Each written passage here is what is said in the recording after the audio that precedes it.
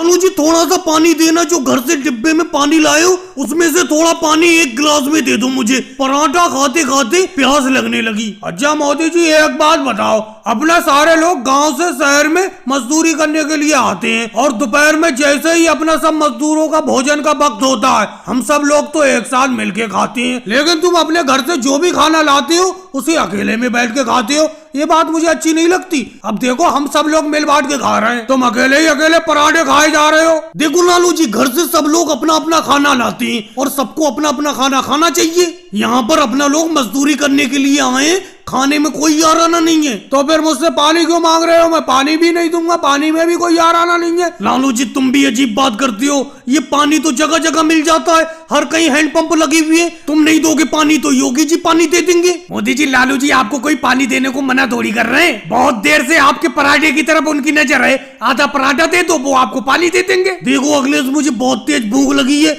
मैं अपने पराठे में से किसी को भी एक टुकड़ा नहीं दूंगा। लेकिन मोदी जी एक बात बताओ, कल मैं घर से भिंडी की सब्जी लाया था, तुमने तो भिंडी की सब्जी मुझसे ले ली थी और मैंने तुम्हें दे भी दी थी आधी भिंडी की सब्जी खाने के लिए। आपके इस पराठे को खाने का मन कर रहा है, एक पराठा दे दो। योगी जी थोड़ा बहुत भी नहीं, एक पराठा मांग रहे हो, आधा पराठा मांगते आप अलग बात है। राहुल जरा हैंडपंप से पानी भर के ले आना, ये तो कोई पानी दे नहीं रहे, तुम ही हैंडपंप से पानी लाके दे दो मुझे। मोदी जी पानी तो लाके दे दूंगा मैं आपको, लेकिन आपको आधा पराठा देना पड़ेगा, समझ लो।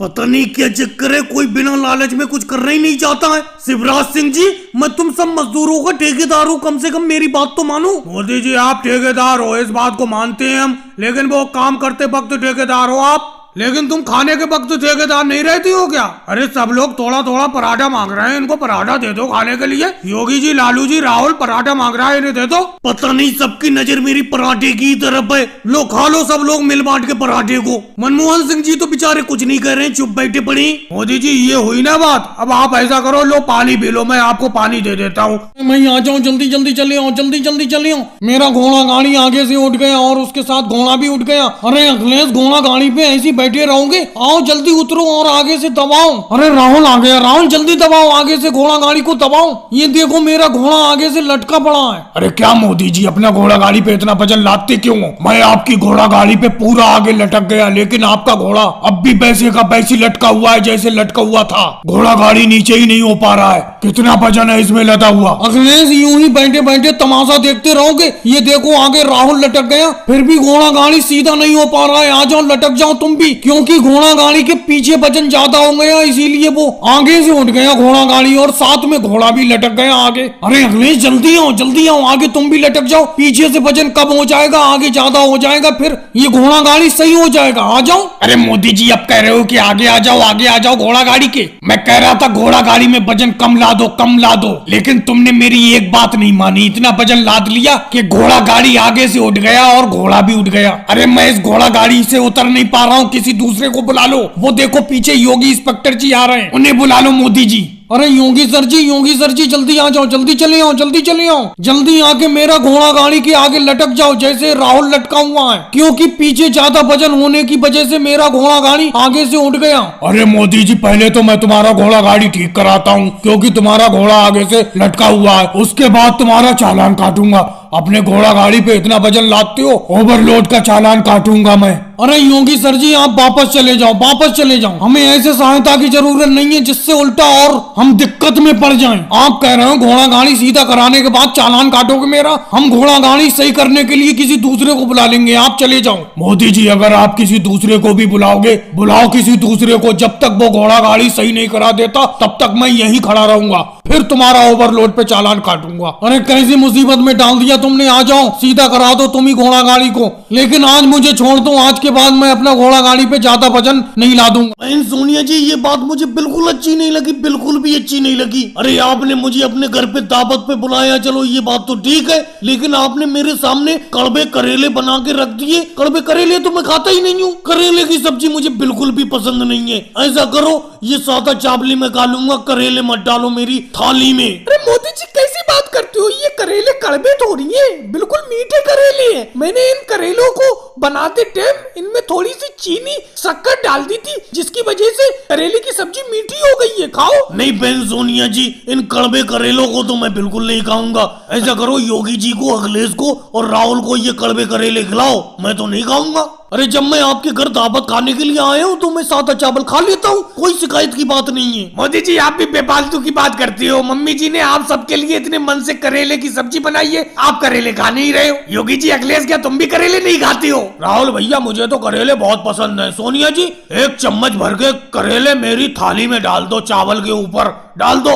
बहन सोनिया जी एक बात बताइए, आपने सब लोगों को खाने के लिए थाली दी है और मेरे सामने पूरा छोटा सा भगोना रख दिया। क्या आपके घर और थाली नहीं है? अरे दावत खाने के लिए मैं भी तो आई हूँ आपके घर, कम से कम थाली में मुझे खिलाती। तुमने तो मेरे सामने भगोना रख दिया। मायावती जी, आप भी बेफालतू की बात करती हो। खाना चाहे थाली में खाओ या भगोने में खाओ, जाएगा तो पेट में ही। सोनिया जी एक काम करो, करेले की सब्जी मुझे भी पसंद नहीं है, कोई दूसरी सब्जी बनवा लो। योगी जी एक बात बताओ, अब इतनी जल्दी दूसरी सब्जी कैसे बन जाएगी? और बहन मायावती जी एक बात बताओ, भगोने में कोई खाने में दिक्कत थोड़ी है। अरे थाली सिर्फ 4 ही थी, उन 4 थाली में मैंने खाना मोदी जी को, राहुल को, अखिलेश को, योगी जी को दे दिया। 5वीं थाली थी नहीं, इसीलिए मैंने आपको छोटे से भगोने में खाना खाने के लिए दे दिया, खा लो। और प्रियंका तो कैसे गेट पे खड़ी है, जा इन सब लोगों के लिए पानी लेके आ, जलपान करा इनका। बहन सोनिया जी ये आपने सही किया। प्रियंका जाओ जल ले आओ, बहुत तेज प्यास लगी है खाना खाते वक्त। वैसे बहन सोनिया जी, आपके हाथ के बने हुए सादा चावल भी अच्छे लग रहे हैं। करेले मैं खाता नहीं हूँ, वैसे मैं करेले खा लेता, लेकिन क्या करूँ, खाता ही नहीं। इस गांव के बस स्टैंड पे बस के लिए इंतजार बहुत करना पड़ता है, पूरे 2 घंटे से बैठे, एक भी बस नहीं आई है। वैसे भाई साहब आप कहाँ जा रहे हो आप? अरे आप किससे पूछ रहे हो, बताओ तो, किससे कह रहे हो? अरे मैं इनसे पूछ रहा हूँ जो मेरे बराबर में बैठी, उनके बराबर में जो बैठी है चश्मा लगाए, जैसे मैं चश्मा लगाया हुआ हूँ। अच्छा मुझसे पूछ रहे हो? मुझसे? हाँ भाई साहब मैं आप ही से पूछ रहा हूँ, कहाँ जा रहे हो? अरे मैं अपने मामा के यहाँ पर जा रहा हूँ, मामा के यहाँ पर कुछ दिन मेहमानी खा के आऊंगा वहीं पे। और भाई बराबर वाले भाई साहब आप कहाँ जा रहे हो? वो तो चलो मैं बात को बताऊंगा, पहले ये बताओ मुझे, तुम्हारा चेहरा कहीं पर सुना हुआ लग रहा है। मुझे भी तुम्हारा आवाज कहीं पर देखा हुआ लग रहा है। मैं दूर कहीं नहीं जा रहा हूँ, बस पास के गांव में जा रहा हूँ, वहाँ से एक भैंस खरीद के लाना है। इससे तो मैं पैदल निकल लेता तो अब तक पहुँच जाता। 2 घंटे से बस का इंतजार कर रहे हैं, अभी तक बस नहीं आई है। तो इंतजार कर ही क्यों रहे हो? निकल जाओ, जाओ पैदल निकल जाओ, अभी भी कोई बस का भरोसा नहीं है कब बस आए। अरे भाई लास्ट वाले भाई साहब जो लास्ट में बैठे हो, मेरा बैग आप ही की तरफ रखा हुआ है, उसका जरा ध्यान रखना। वैसे बैग में है क्या? बैग में बता दो, बैग बहुत भारी है तुम्हारा, अभी मैंने उठा के देखा। अरे दूसरे का बैग उठा के क्यों देखती हो तुम? क्यों उठाया तुमने मेरा बैग को? अरे आपका बैग बिल्कुल मेरे पैर पर रखा हुआ था, मैंने अपने पैर पर से हटाया है तुम्हारे बैग को। वैसे है क्या बैग में? अरे बैग में क्या है, मैं क्यों बताऊं तुम्हें? कहां पर जा रहे हो? मैं भी आपको क्यों बताऊं मैं कहां जा रहा हूं? जहां मेरा मन हो जाता है मैं तो बाहर निकल पड़ता हूं। फिलहाल तो मैं कश्मीर जा रहा हूं, कश्मीर में बर्फ पड़ी है, वहां पर बर्फ देखने। और भाई लाल टोपी वाले भाई साहब आप कैसे चुप बैठे हो? आप बिल्कुल नहीं बोल रहे हो। मैं सफर में बिल्कुल चुप रहता हूँ, मैं किसी से भी बात नहीं करता हूँ। आजकल का माहौल बहुत खराब है, बहुत सावधानी से चलने का काम है। वैसे मैं तुम्हें बताऊंगा नहीं कि मैं आगरा जा रहा हूँ, मैं नहीं बताऊंगा बिल्कुल भी। चलो भाई तुम्हारी मर्जी, मत बताओ कि तुम आगरा जा रहे हो, मत बताओ किस जगह जा रहे हो। मैंने भी तो तुम सब लोगों से पूछ लिया तुम कहाँ जा रहे हो, लेकिन मैंने खुद नहीं बताया कि मैं गुजरात जा रहा हूँ। मैं क्यों बताऊं किसी अनजान आदमी को? अरे लालू जी, राहुल, केजरीवाल जी, तुम तो रास्ते में ही मिल गए। मैं घर पहुंचने ही वाला था, तुम तो रास्ते में ही खड़े पड़े हो। मोदी जी आखिरकार आप हुक्का लेकर शहर से आ ही गए। जब से तुम सुबह से शहर के लिए हुक्का लेने के लिए निकले हो, हम तो यहाँ गांव से बाहर रास्ते में ही आके खड़े हो गए। हमने सोचा कब मोदी जी हुक्का लेके आए और हम भी हुक्का पीने का मजा उठाएं। देखो लालू जी, मैं हुक्का तो ले आया, लेकिन साफ साफ एक बात बता देता हूँ, इस हुक्के में तंबाकू का इस्तेमाल बिल्कुल नहीं किया जाएगा। कह देता हूँ मैं, धूम्रपान निषेध होगा।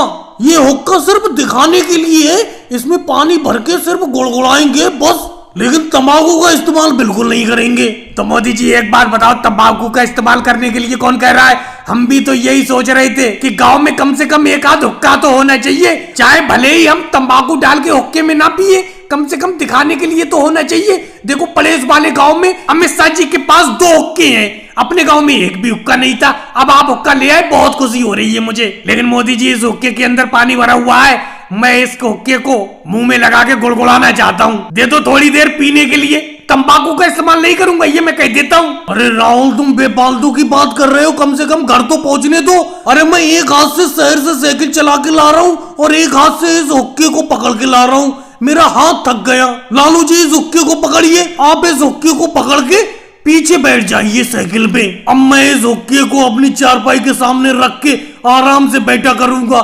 लोगों के सामने मेरा रुतबा बढ़ेगा। लेकिन मोदी जी, एक बात बताओ, तंबाकू का इस्तेमाल करना तो मुझे भी पसंद नहीं है और किसी को भी तंबाकू का इस्तेमाल नहीं करना चाहिए, लेकिन इस हुक्के को देख कर दिल खुश हो गया। हमें तो बस हुक्के में पानी भरा हुआ होना चाहिए और मुंह लगा कर गुड़गुड़ करने का मन करता है। मोदी जी, अब तो इंतजार नहीं हो रहा है, जल्द से जल्द साइकिल को दौड़ाओ और घर चलो।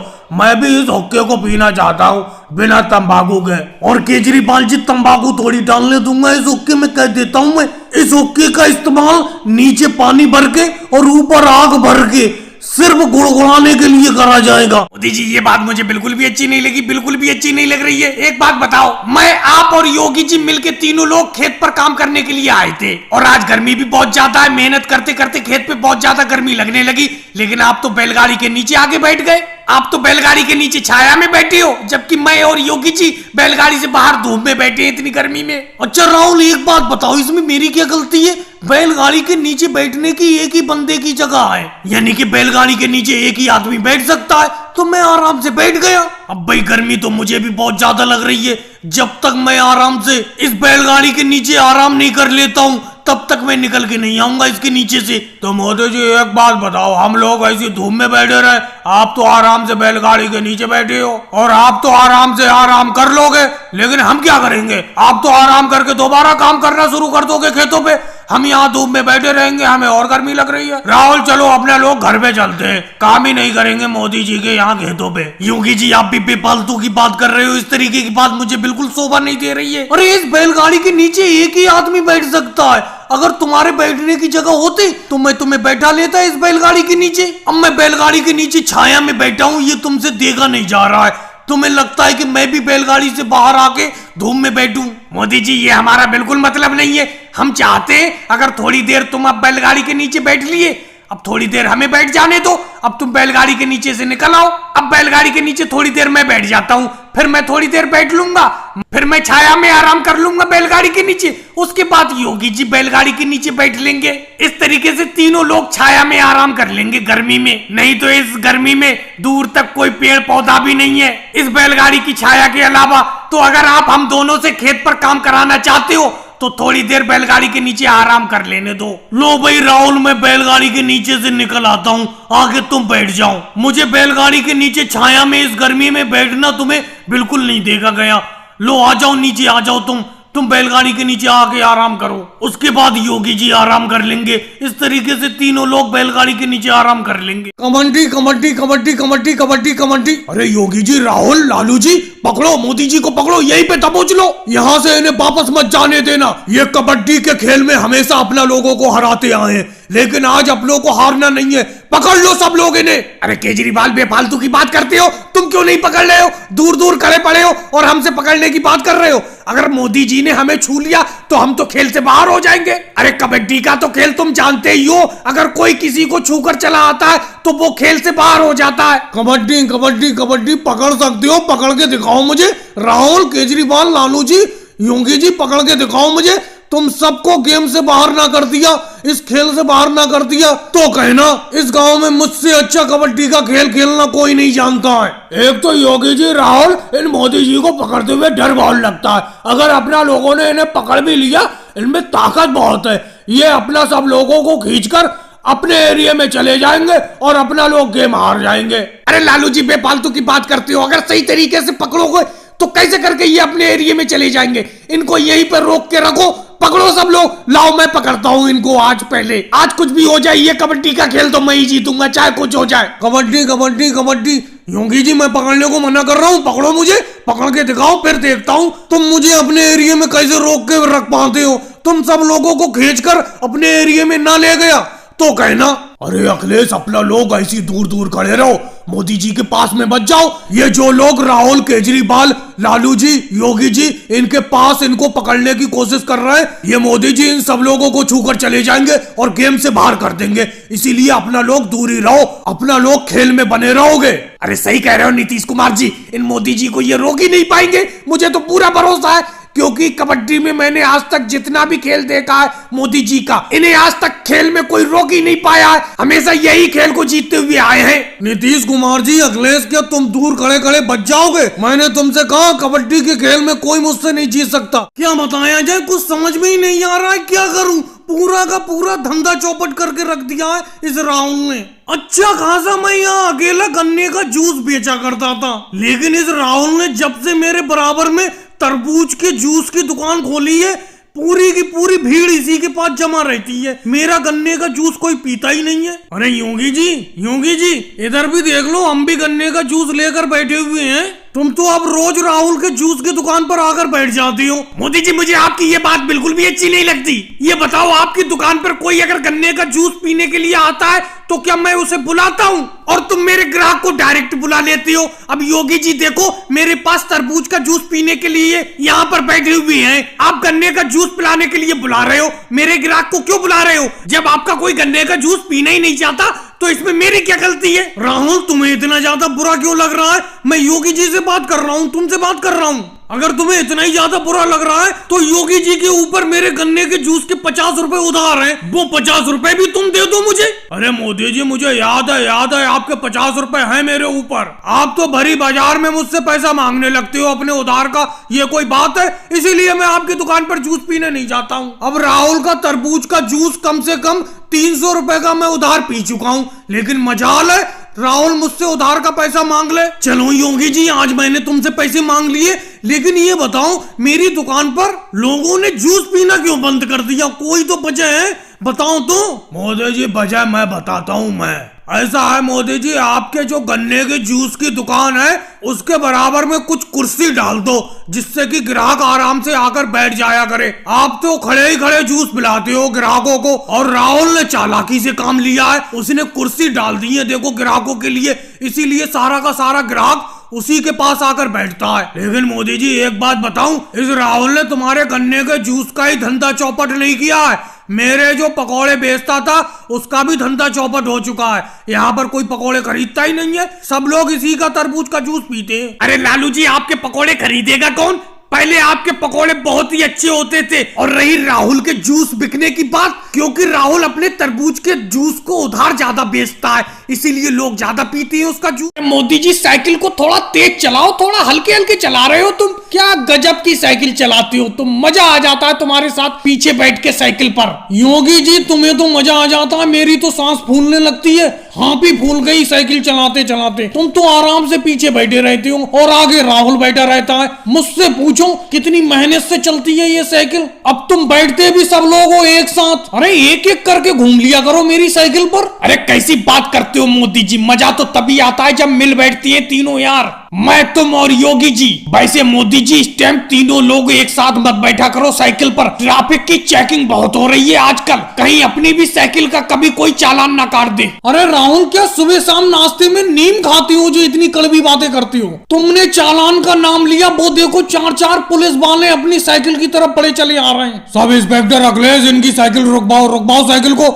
ये 3-3 लोग एक साइकिल पर फिर रहे हैं। रोको भाई रोको, अपनी साइकिल को रोको, यहीं पर रोक दो बिल्कुल। जी बोलिए, आप सब लोग इकट्ठे होके कैसे फिर रहे हैं, कोई बात हो गई? अरे भाई, बात हो गई का क्या मतलब, एक साइकिल पर 3-3 लोग फिर रहे हो, साइकिल को बस बना रखा है तुमने, ओवरलोड पे तुम्हारा चालान कटेगा। अरे इंस्पेक्टर अमित शाह जी, ये सब इंस्पेक्टर अखिलेश जी क्या कह रहे हैं? भाई मोटरसाइकिल पे 3 सवारी होती है तो ओवरलोड का चालान करता है, ये तो साइकिल है, साइकिल पे काय का चालान? अरे भाई मोदी जी, तुम्हारे मेरे ताल्लुकात अच्छे हैं, इसीलिए मैं तुम्हें बता देता हूँ, आज से साइकिल पर भी चालान कट रहा है। साइकिल पर सिर्फ 2 ही सवारी बैठ सकती है, तीसरी होगी तो चालान कटेगा। और अमित शाह जी, इन मोदी जी को ये भी बता दो, अब थोड़े दिन बाद साइकिल पर हेलमेट का भी नियम चालू होने वाला है, बिना हेलमेट के साइकिल नहीं चला सकते। अरे लालू जी, अभी से क्यों डरा रहे हो पब्लिक को? साइकिल पर हेलमेट का नियम आने में अभी थोड़ा टाइम लगेगा, सरकार सोच रही है, तुम तो अभी से डराने लगे आम जनता को। अमित शाह जी इस बार छोड़ दीजिए, अब हमें नियम का पता चल गया,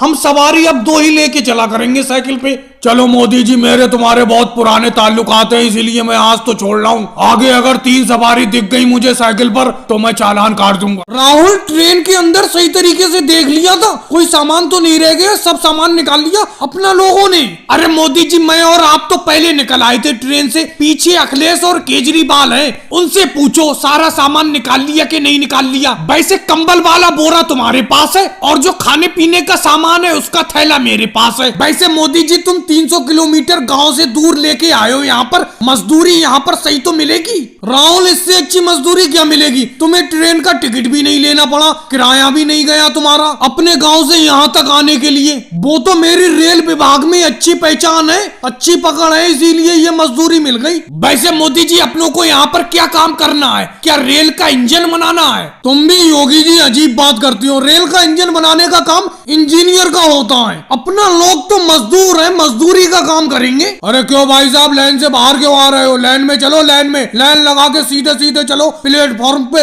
अरे भाई साहब, लाइन से ही तो चल रहे हैं, हम लाइन से चल रहे हैं। अरे मोदी जी, इस शहर में तो बहुत सख्ती है, कहाँ पे मजदूरी करने के लिए ले आए, यहाँ पर तो चलने के लिए भी लाइन से चलना पड़ता है। और तुमने बताया नहीं हमें यहाँ पर रेल विभाग में क्या काम करना होगा। अरे लालू जी, बताता हूँ क्या करना होगा। ये जो ट्रेन जिस पटरी पर दौड़ती है, जिस ट्रैक पे दौड़ती है, उसी ट्रैक को 20 किलोमीटर तक चेक करना होगा, कहीं पर नट बोल्ट तो ढीला नहीं है या कोई कमी तो नहीं है। अरे मोदी जी, ये तो बहुत बढ़िया काम है, यानी कि ट्रेन की पटरी को चेक करना होगा, कहीं पर कोई कमी तो नहीं है, ट्रेन जिससे कि सही सलामत चलती रहे। बिल्कुल अखिलेश, तुम बिल्कुल सही समझे, समझ गए तुम मेरी बात को। और मोदी जी, रहने के लिए कौन सी जगह मिलेगी अपनों को, कहाँ पर रुकेंगे अपना इस टाइम जाकर? अरे केजरीवाल जी, अपनों को रेल विभाग ने रहने के लिए कमरे दिए, उन्हीं कमरों में अपना रहा करेंगे। तो क्या रेल के चलते चलते रेल की पटरी यानी कि ट्रैक के नट बोल्ट ढीले हो जाते हैं? देखो केजरीवाल, नट बोल्ट ढीले हो ना हो, लेकिन रेल विभाग का काम सुरक्षा देने का है, इसीलिए तो रेल की पटरी यानी कि ट्रैक के नट बोल्ट चेक करने के लिए अपनों को रखा है मजदूरी पर। राहुल, तुम चिंता क्यों करती हो? जो ऊपर वाले को मंजूर होता है वो ही होता है। जब इतनी तेज आंधी आ गई तो अपने हाथ में क्या बचा था ये बताओ? इस तेज आंधी और तूफान में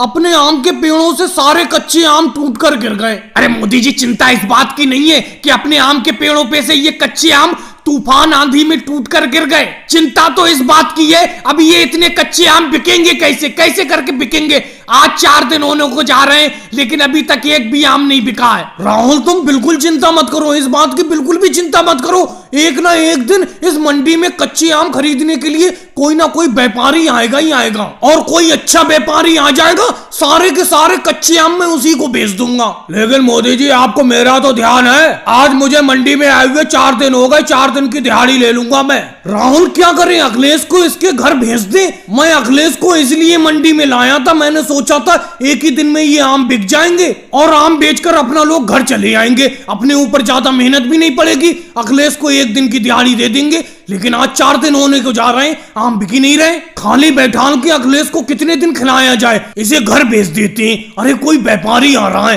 अरे भाई साहब, आम तो बहुत बढ़िया है, आपके आम क्या रेट दे रहे हो? काफी बड़े बड़े आम है, लेकिन काफी आम है, आम का रेट बताओ, सारे के सारे आम खरीद लूंगा। सेठ जी, सारे के सारे आम खरीद लोगे तो आप अपना ही रेट बता दो, आप जो भी रेट बोलोगे उस रेट में मैं सारे आम बेच दूंगा। तो ऐसा करो, 15 रुपए किलो के हिसाब से सारे के सारे आम मुझे तोल दो। अरे सेठ जी, आप आम का रेट कुछ ज्यादा ही कम लगा रहे हो, फुटकर का भाव लगा रहे हो। अरे थोक का रेट लगाओ, थोक का 20 रुपए किलो ले लो। राहुल, एक व्यापारी और आ गया।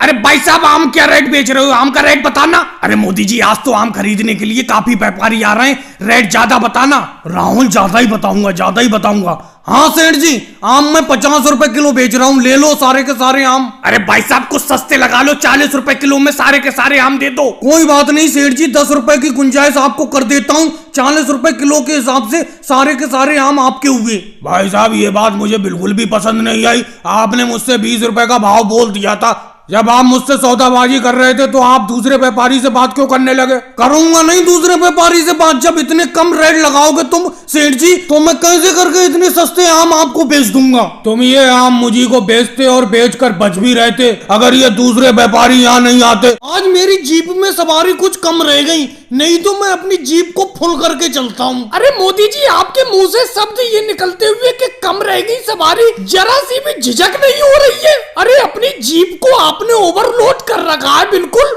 मेरा बेटा देखो बिल्कुल किनारे पर बैठा हुआ है। अरे मम्मी जी, आप गलत कह रही हो, किनारे पर तो प्रियंका बहन बैठी हुई है। मैं जीप की छत के ऊपर बैठा हुआ हूँ। कौन सी घड़ी थी जो मैं इस जीप पर बैठ गया? मम्मी जी, आप ही ने कहा था कि मोदी जी की जीप पर चलते हैं, शहर जीप पे चलते हैं। लो चलो, इन्होंने अपनी जीप को ओवरलोड कर रखा है। राहुल, कैसी बचकाना बात करती हो? ये अभी ओवरलोड कहाँ है? ओवरलोड तो तब होगी जब आगे बोनट पर भी सवारी बैठ जाएंगी, समझे? अभी पूरी कम से कम 5-6 सवारी और बैठ सकती है मेरी जीप के अंदर। भाई मोदी जी, मुझे तो यहीं पे उतार दो, मैं यहीं उतरना चाहता हूँ। मैं इससे आगे नहीं जा पाऊंगा। मेरे बराबर में ये नीतीश कुमार जी बैठे, ये बिल्कुल मुझे दबाए दे रहे हैं। अरे मोदी जी, मैं भी उतरना चाहता हूँ, आपकी जीप से रोक लो, यहीं पे रोक लो। अखिलेश बिल्कुल सही कह रहा है। मोदी जी, जीप को रोक लो, हम बिल्कुल नहीं जाएंगे इस जीप के ऊपर बैठकर। मोदी जी एक बात बताओ, आपकी इस जीप का चालान नहीं कटता?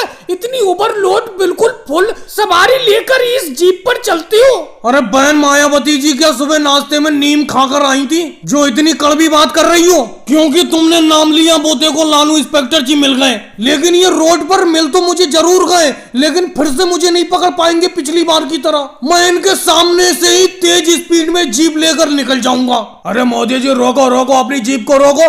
अरे तुम तो स्पीड ही कम नहीं कर रहे हो, तेजी से निकल गए मेरे सामने से। कब तक बचोगे मोदी जी? एक ना एक दिन तो मैं तुम्हारी जीप का चालान काटूंगा ही काटूंगा, क्योंकि तुम अपनी जीप को ट्रेन बनाकर चलाते हो। इतनी सवारी कोई बैठाता है अपनी जीप पर? अरे मोदी जी, वो लालू इंस्पेक्टर जी इस जीप को रुकवा रहे हैं, रोक लो। अरे प्रियंका, कैसी उल्टी सीधी बातें कर रही हो? अगर उन्होंने यहाँ पर जीप रोक ली तो जीप का चालान काट देंगे वो। मैं सोच रहा हूँ जितनी जल्दी इनके सामने से निकल जाऊं उतना अच्छा है।